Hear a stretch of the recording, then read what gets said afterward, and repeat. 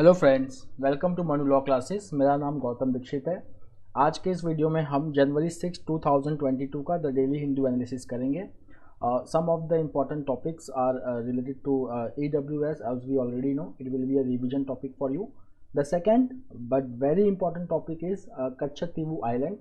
ये डिस्प्यूट बहुत दिन से चल रहा है और यहाँ पे दिसंबर 19 को कुछ फिशरमैन को 13 फिशरमैन को from Tamil Nadu they were arrested by the Sri Lankan navy. तो आज ये इशू क्या है और इस इशू का रूट कॉज क्या है वो भी आज हम समझेंगे and it is very important. And then we will move out to the news related to corona से रिलेटेड हम जो कुछ न्यूज़ आज करेंगे जो इंपॉर्टेंट है, जो आज के हिंदू में तो नहीं आया है but it is very important. What is this IHU variant, इसका नाम IHU क्यों है। देन हम ये भी देखेंगे कि हम जो वेव जो कहते हैं, फॉर एग्जाम्पल दिल्ली गवर्नमेंट ने कहा है कि थर्ड वेव आ गया है। As you can see over here कि जो हेल्थ मिनिस्टर हैं दिल्ली के सत्येंद्र जैन, उन्होंने कहा है कि third wave has hit the country. तो एक्चुअली ये वेव क्या होता है, कैसे हम डिसाइड करते हैं कि वेव आ गया है और कौन सी ऐसी पहली डिजीज़ थी जिसमें वेव का नाम पहली बार लिया गया था या पहली बार एक टर्म कॉइन किया गया था डिजीज़ के लिए। हम पहले से ही फिजिक्स में वेव्स पढ़ते आ रहे हैं बट जो डिजीज़ रिलेटेड वेव होता है उसका एक पैरामीटर होता है, उसका एक फैक्टर होता है, वो क्या होता है, we will going to read that also. Then there is one important news that India has reported the first Omicron related death from Rajasthan. तो हम ये न्यूज़ भी पढ़ेंगे, साथ साथ में कुछ नए गाइडलाइंस आए हैं जो हेल्थ मिनिस्ट्री ने रिलीज़ किए हैं वो भी आज हम देखेंगे। So let's start with the news. So friends, before I start with the news मैं आपसे दो क्वेश्चन पूछना चाहता हूँ आज जो हमने पहले भी कर रखे हैं। द फर्स्ट इज कि ओमिक्रॉन का पैंगो लीनिएज क्या है। What is the Pango lineage of Omicron? The next important question which I want to ask you is कि कल ICMR ने, Indian council for medical research ने ओमिक्रॉन टेस्टिंग के लिए एक इंडिजीनियस किट लॉन्च किया था जिसका नाम था ओमिश्योर। वो एक पर्टिकुलर टेस्ट बेसिस पे अवेलेबल है which is related to a particular gene. अगर मैंने आपको याद होगा कि एक जीन का जो एक पोजीशन होता है 6970, ओमिक्रॉन का जो म्यूटेशन होता है वो 6970 पे deletion करता है which is related to a particular gene and the test identifies the presence of that gene or absence of that gene. So what is the name of that gene and name of the test? Please do answer me in the comment box. देखते हैं कि आप लोग में से कितने लोग correctly answer करते हैं। So now let's move to the news. पहले हम श्रीलंका का न्यूज़ करते हैं। That Sri Lanka court frees 13 Tamil Nadu fisherman. तो ये इशू क्या है तमिलनाडु फिशरमैन और श्रीलंकन फिशरमैन का। तो ये हम पहले इसके टाइमलाइंस को देखते हैं कि पहले तो ये हुआ कि 13 fishermen from Ramanathapuram district of Tamil Nadu they were detained by the Sri Lankan navy on December 19। Okay, so this arrest was made. अभी तक total 68 fishermen have been arrested for fishing illegally in Sri Lankan waters. Okay, अब जो ये बोट यूज़ करते हैं वो कहते हैं बॉटम ट्रॉलर्स बोट या mechanised boats. Now Tamil Nadu fisherman mechanised boats use करते हैं और यही और second most of the time they cross the international maritime boundary line and this is the crux of the issue of the fisherman issue in Palk Bay. तो अब हम इस issue को ध्यान से देखेंगे कि अगर हम इंडिया का मैप देखें सो इंडिया एंड श्रीलंका, तो यहाँ पे क्या है कि over here this side we have Palk Strait and this side we have Gulf of Mannar. अब इस पाक स्टेट में एक आइलैंड है जिसका नाम है Katchatheevu island. I am writing the name over here, Katchatheevu island. Now ये जो पूरी स्टोरी है इट स्टार्ट्स इन 1974। 1974 में इंडिया और श्रीलंका एक मैरीटाइम एग्रीमेंट करते हैं जहाँ पे वो इंडिया और श्रीलंका के बीच international maritime boundary line decide करते हैं। सो यहाँ पे international maritime boundary line decide होता है इंडिया और श्रीलंका के बीच में। ओके, एंड क्योंकि यहाँ पे प्रॉब्लम क्या है कि अगर हम स्टैंडर्ड लें दैट इज़ 200 नॉटिकल माइल्स या 12 नॉटिकल माइल्स, तो इंडिया और श्रीलंका के बीच में इतना ज़्यादा क्लोजनेस है कि that the international standard does not fit in. So in 1974, both the government entered into the agreement for the demarcation of international maritime boundary line. जब ये इंटरनेशनल मैरीटाइम बाउंड्री लाइन बन रहा था तब एक आइलैंड था जिसका नाम था Katchatheevu island. It is an inhabited island. It was falling in Sri Lankan part of international maritime boundary line. तो इसका मतलब ये हुआ कि कच्छतीवु आइलैंड जो है it is now part of Sri Lanka. But यहाँ पे क्या होता है कि जो हमारे फिशरमैन हैं तमिलनाडु के, they go for fishing in Palk Bay area. Okay, तो जब ये जाते हैं पार्क बे एरिया में या पार्क स्ट्रेट एरिया में, so sometimes they cross this international maritime boundary line first, so they are arrested by the Sri Lankan navy. Second problem क्या है कि जो हमारे तमिलनाडु के फिशरमैन हैं और जो ये नॉर्दर्न फिशरमैन है इन मन्नार या जाफना वाला जो इलाका है, ये वही इलाका है फ्रेंड्स जहाँ पे तमिल्स लोग रहते हैं श्रीलंका में। And this area is was heavily under the Tamil tigers insurgency. जब तमिल पीपल लोग ने जब इंसर्जेंसी किया था स्पेशली, तो ये वही एरिया है जहाँ पे this was the epicentre of the civil war in Tamil Nadu. तो अब यहाँ पे क्या होता है कि जो यहाँ के फिशरमैन हैं वो नॉर्मल बोट्स यूज़ करते हैं और जो तमिलनाडु के फिशरमैन हैं दे यूज़ मैकेनाइज्ड बोट। तो मैकेनाइज्ड बोट्स जो हैं world over they are considered as unsustainable method of fishing. Secondly क्या होता है कि जो मैक्सिमम कैच है पार्क स्ट्रेट एरिया में वो because of the use of the mechanised boat it goes to Tamil Nadu fisherman, और जो जाफना के फिशरमैन हैं they are left with very less catch of fish.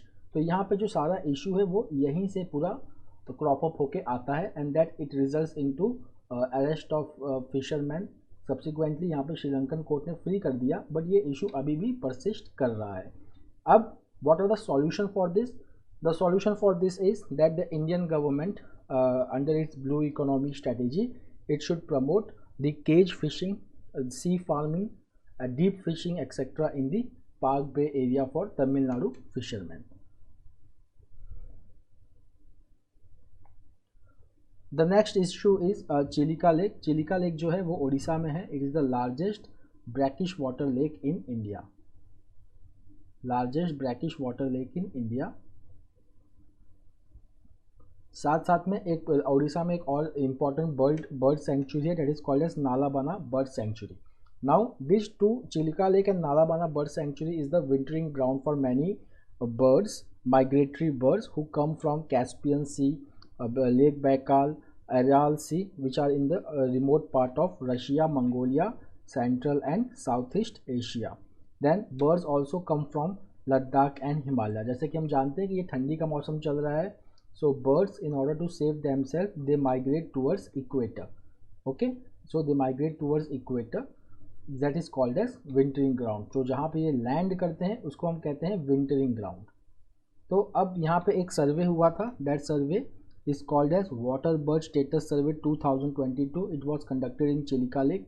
It was jointly conducted by Odisha State Wildlife Organization, Chilka Development Authority and Bombay Natural History Society, which has shown that this year if you will just see that 10,74,173 water birds of 107 species and 37,953 individuals which are 76 wetland dependent species have been recorded in Chilika Lake. उसके बाद Nalabana bird century में इस बार 3,58,879 means 3,58,889 birds of 697 species have been counted, but अगर हम last year से compare करें तो there is a decrease of 65,899. अब ये डिक्रीज क्यों हुआ है? If you will just see the explanation is in the next paragraph कि because of high water level and presence of water in cultivated fields, तो यहाँ पे मड फ्लैट्स जो हैं जो बर्ड्स को पसंद होता है वो नहीं बने हैं, that's why there has been decrease in number. Please write me in the comment box the largest freshwater lake in India. Now, coming to this pandemic show on plans for Republic Day program. So Republic Day, the 73rd Republic Day, we are going to celebrate on 26 January 2022. जैसा कि हम जानते हैं कि यहाँ के जो guest हैं those will be the head of states of 5 Central Asian countries. But अब यहाँ पे कुछ प्रॉब्लम्स को हाईलाइट किया गया है इस आर्टिकल में. जैसे कि अगर हम खास करके बात करें काज़ाख्स्तान का कैपिटल है Almaty. It is in the state of emergency because there was a political crisis due to rising gas prices in this central Asian country. Now the next challenge is rising omicron cases. तो because of this rising omicron cases Gujarat में भी vibrant Gujarat summit जो जनवरी 10 से 12 के बीच में होने वाला था उसके ऊपर भी थोड़ा सा एक काले बादल छा रहे हैं. The next is very important, Article 348 of the Constitution of India. So if we just see the Article 348 of the Constitution of India, so it says that all proceedings in the Supreme Court and in every High Court shall be in the English language. Then the second clause of Article 348 says that governor of the state with the previous consent of the president can authorize the use of Hindi language or any other language which is the official language in the state for the proceedings of the High Court. So this is the Article 348. अब यहाँ पे issue क्या है कि ये Gujarat high court का issue है. यहाँ पे जो डिवीज़न बेंच है गुजरात हाई कोर्ट का, इट हैज़ जर्नलिस्ट जो थे वहाँ पे उनके अगेंस्ट कंटेम्प्ट ऑफ कोर्ट का प्रोसीडिंग चल रहा था, तो वो गुजराती में बोलने लगे and he insisted on speaking in Gujarati. तब जो वहाँ के जो जज हैं उन्होंने कहा कि under article 348 it is the rule that all the proceeding should be conducted in English. Then journalist was made to say in English. The next is a very important appointment. तो हम जैसा कि जानते हैं कि 13th कमांडर लेवल टॉक हुआ था पहले. ये जो कमांडर लेवल टॉक हुआ था, ये कमांडर लेवल टॉक इंडिया और चाइना के बीच में हो रहा है after the Galwan valley clash. Now ये जो कमांडर लेवल टॉक होता है इट इज़ फॉर डिसएंगेजमेंट. यहाँ पे बॉर्डर डिमार्केशन नहीं होता है, LAC का डिमार्केशन नहीं होता है, डिसएंगेजमेंट होता है. तो जैसे कि हम पहले से जानते हैं कि जो दो एरिया है जहाँ पे डिसएंगेजमेंट हो चुका है, एक है पैंगोंग सो जहाँ पे डिसएंगेजमेंट हो चुका है. Fine. And 13 commander level talk it focused on disengagement at hot spring. So अब यहाँ पे जो सक्सेसफुल नहीं रहा, now there will be the 14 corps commander level talk. Now before this talk would be held, जो 14th round of corps commander level talk होगा, यहाँ पे जो जनरल ऑफिसर कमांडिंग है fire and fury corps, he that Anindya Sen Gupta, he is going to replace lieutenant general PGK Menon. The next is POSH act. POSH का full form क्या है? Protection of women from sexual harassment act. यहाँ पे एक Bombay high court के जज हैं, उन्होंने बेंच है, उन्होंने गाइडलाइन निकाला. वो गाइडलाइन में ये था कि there should be a blanket ban on parties and advocates from sharing the records, orders and judgments with the media. क्योंकि ये वो सेक्सुअल हैरेसमेंट के केसेस होते हैं, सेंसिटिव केसेस होती हैं, तो विक्टिम का नाम जो है वो बाहर ना जाए, इसके लिए ये जजमेंट पास किया गया है. But this judgment has been now challenged in supreme court by an advocate Abha Singh under Article 19, that is freedom of speech and expression. Now again हमें कोविड-19 का पूरा अकाउंट ले लेते हैं. तो कोविड-19 काउंट जो है it has jump to the 6 month high. जो सर्ज है जो हम पहले से ही जानते हैं, महाराष्ट्र, बंगाल, दिल्ली, केरला, तमिलनाडु, कर्नाटका, झारखंड, गुजरात में बहुत ज़्यादा देखा जा रहा है. द रिलेटेड न्यूज़ इज़ कि इंडिया ने रिपोर्ट किया है the first death link to omicron which has happened in Rajasthan. जिनका डेथ हुआ है that person was 73 year old. अब यहाँ पे अगर हम देखेंगे कि ये जो पर्सन का डेथ हुआ है he was a comorbid person. Comorbid person means he was already suffering from disease. So if you will just see that the person died in Udaipur due to post कोविड-19 pneumonia coupled with comorbidities, that is diabetes mellitus, hypertension and hypothyroidism. The next is ये जो थोड़ा सा article है यहाँ पे doctor Peter होटेज हैं, उन्होंने कहा है कि अगर हम वैक्सीन की बात करें तो वैक्सीन क्वालिटी वर्सेस क्वांटिटी के बीच में यहाँ पे डिबेट चल रहा है. अब वैक्सीन क्वालिटी वर्सेस क्वांटिटी, जैसा कि हम जानते हैं कि जो हमारा कोविशील्ड है और कोवैक्सीन है, these are the vaccines which are based on the virion method या सबमिट वन या पैथोजन फ्रैगमेंट मेथड. मतलब यहाँ पे इनएक्टिवेटेड फॉर्म में वायरस को इंट्रोड्यूस किया जाता है वैक्सीन में and that virus inactivated virus produces antigens. उसके बाद जो दूसरे वैक्सीन हैं जैसे कि Pfizer, they work on mRNA technique. mRNA मतलब मैसेंजर RNA टेक्निक. यहाँ पे क्या होता है कि एक मैसेंजर RNA को बॉडी में इंजेक्ट किया जाता है which teaches the cell itself to produce antibodies against the virus. That is called as mRNA vaccine. So there are two more vaccines, that is Corbevax and Covovax. They are protein vaccines. Then we have ZyCoV-D, which is world's first DNA vaccine. अब यहाँ पे जो ये इन्होंने जो कहा है वो ये कहा है कि वैक्सीन के क्वालिटी से ज़्यादा हमको क्वांटिटी पे ध्यान देना चाहिए. क्यों?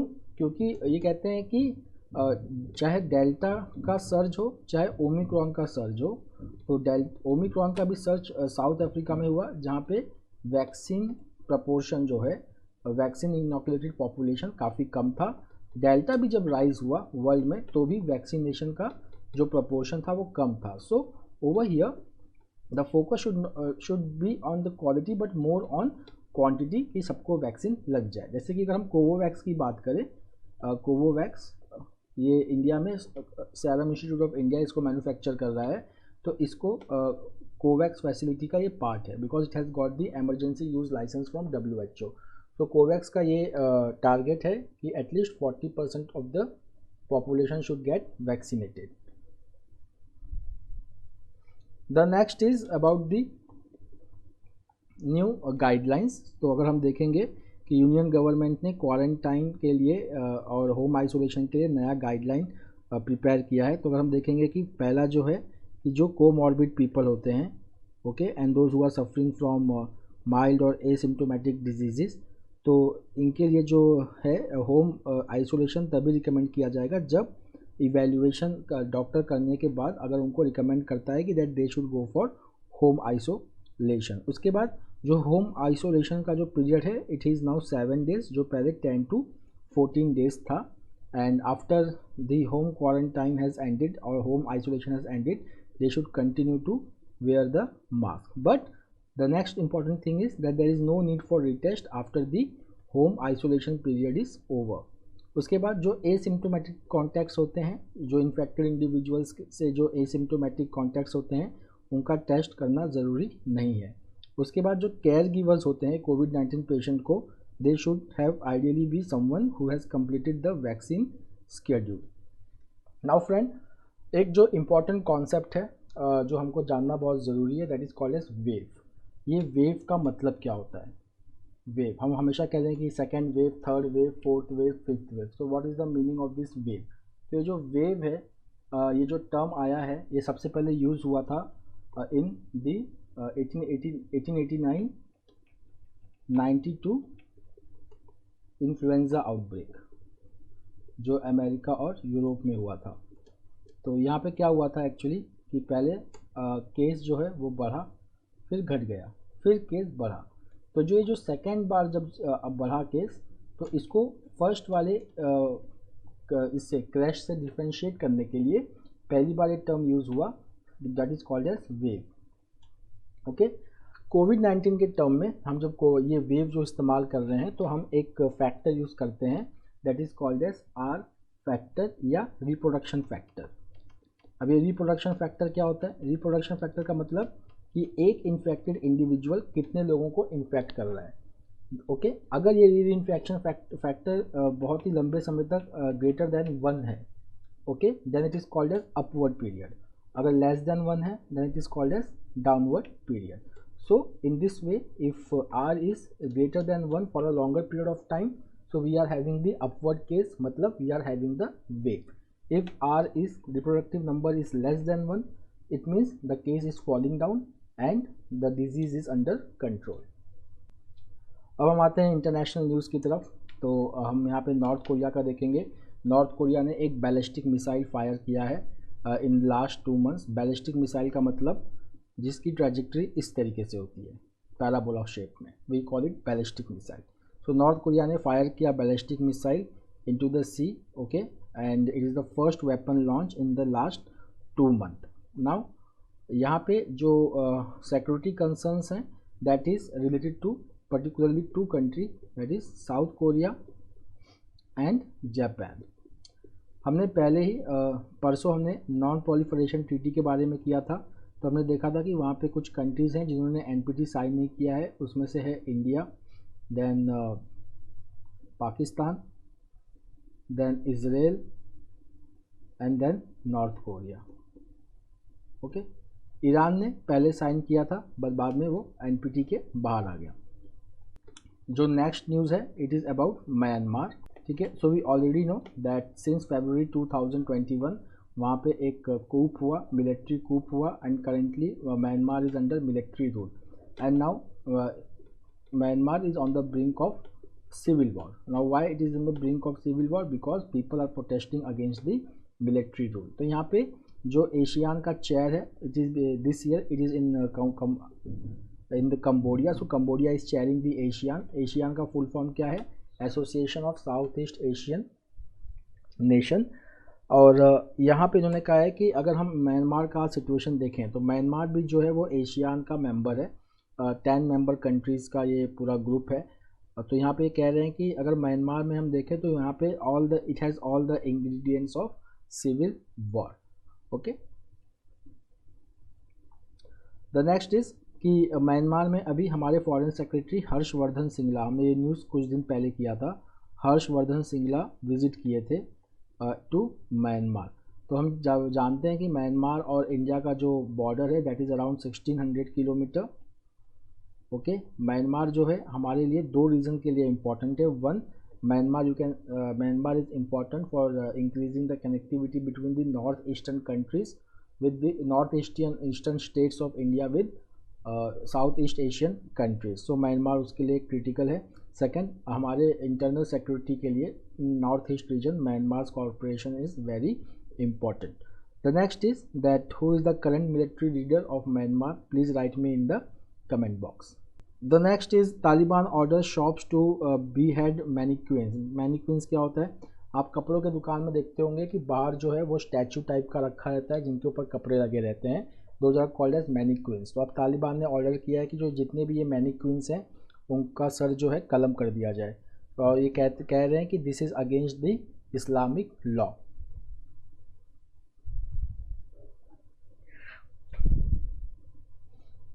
नेक्स्ट इज़ ऑटो रिटेल की एक बार हम फिर से बात कर लेते हैं। तो ऑटो रिटेल जो सेल है अगेन वो पहले से ही डिप कर रहा है because the concern is shortage of chip, और दूसरा है राइज इन इनपुट कॉस्ट। इसके वजह से जो है जो ऑटोमोबाइल मैन्युफैक्चरिंग है वो डिप कर रहा है। तो again this month it has shown the dip including the 2 wheelers. Now chip के प्रॉब्लम को सॉल्व करने के लिए, सेमीकंडक्टर को सॉल्व करने के लिए the union ministry of electronics and information technology ने एक मिशन निकाला है। उस मिशन का नाम क्या है? Please write me in the comment box. That is very important mission and there is around 73,000 crore PLI scheme for chip manufacturing in India for fabrication of chips. So please write that also in the comment box. Let's see the editorial. The Chinese challenge uncovers India's fragility. Fragility का मतलब होता है कमज़ोरी, weakness. Okay, अब यहाँ पे देखिए fragility की बात क्या हो रही है। फ्रेजिलिटी की बात ये हो रही है कि 1962 के बाद से हम अगर इंडिया के पोजीशन को देखें तो यहाँ पे उस चीज़ की पूरी बात हुई है। तो यहाँ पे एक जो कुछ इम्पॉर्टेंट टर्म्स यूज़ हुए हैं जो आपको इंग्लिश के लिए भी बहुत इंपॉर्टेंट है। एक तो है ये बैंक्वोस घोस्ट। इसका मतलब क्या होता है बैंक्वोस घोस्ट का?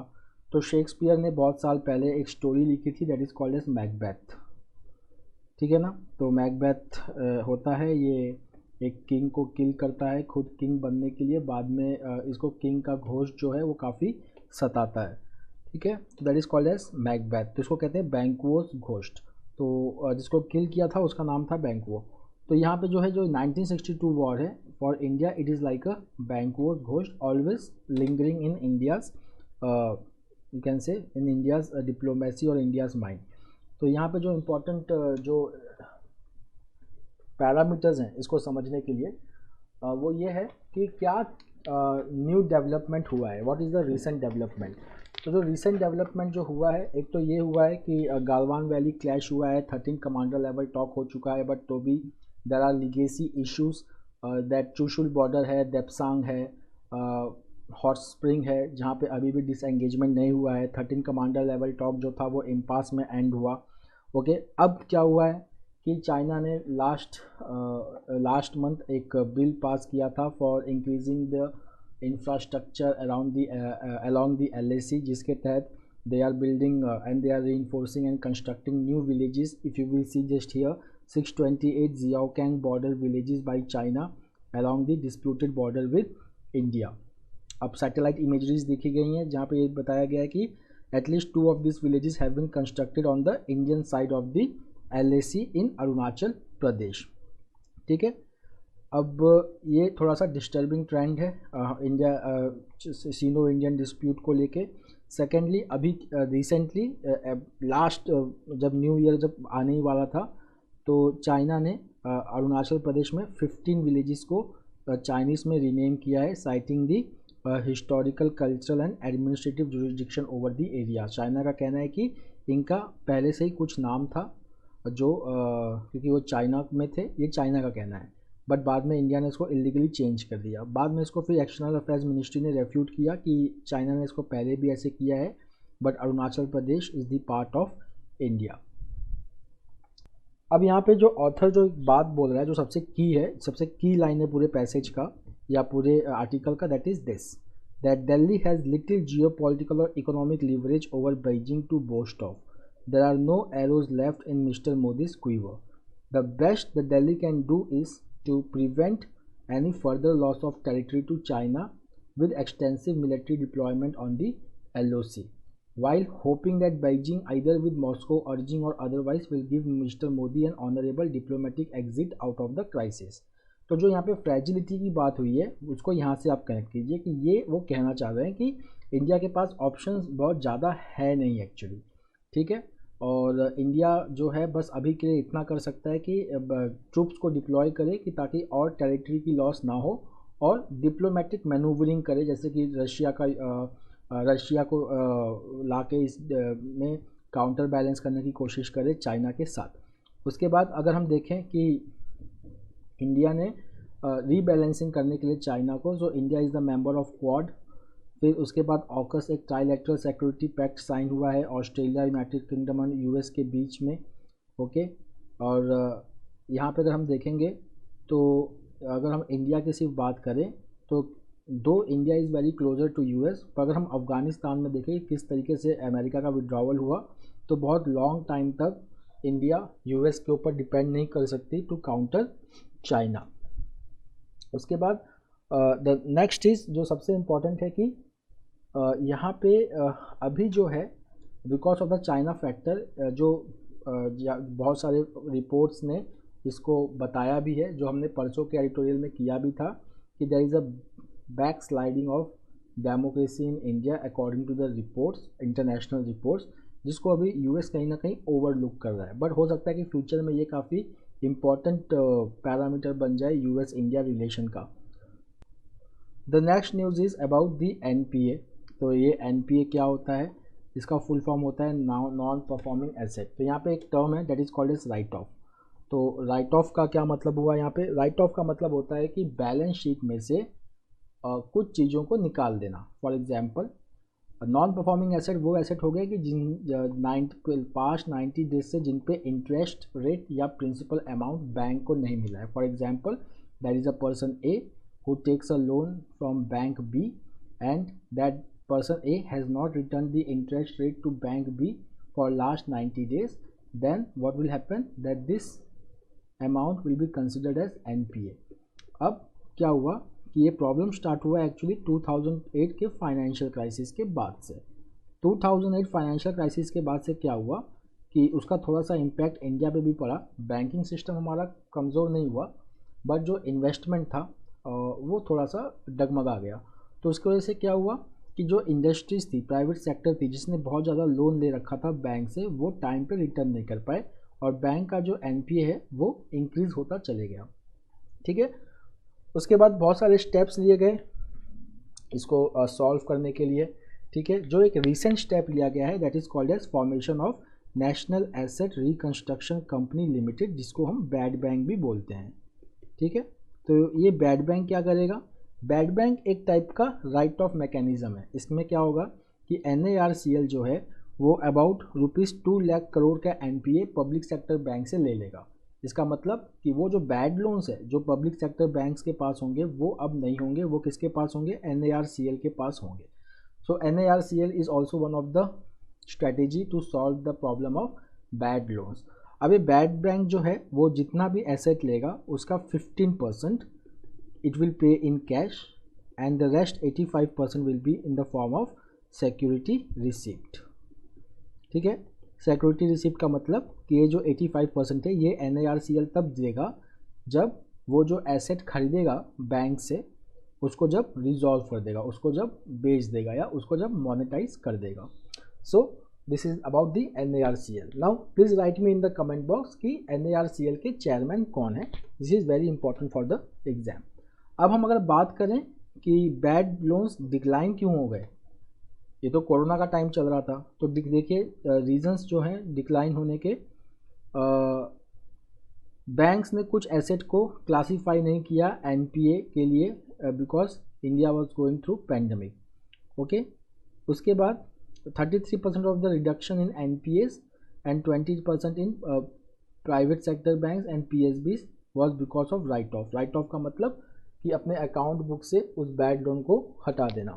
ओके, बट अगर हम देखेंगे कि इसी वक्त जो NPA रिकवरीज है through insolvency and bankruptcy code it also declined. Okay, तो यहाँ पे अगर हम देखेंगे कि जो राइज होते होते अचानक से जो NPS डिक्रीज होने लगा उसका रीज़न जो है mainly because the trend was driven by reduction in fresh acquisition of NPA in financial year 2021। जो फ्रेश एक्विजिशन था दैट वाज बिकॉज कि बैंक्स ने बहुत सारे लोन्स को क्लासीफाई नहीं किया NPA क्योंकि उनके रीपेमेंट टर्म्स को बढ़ा दिया गया था because of COVID-19। So friends, that's all for today. We will meet tomorrow again with the daily Hindu analysis. Till then, have a nice day. Take care. Thank you.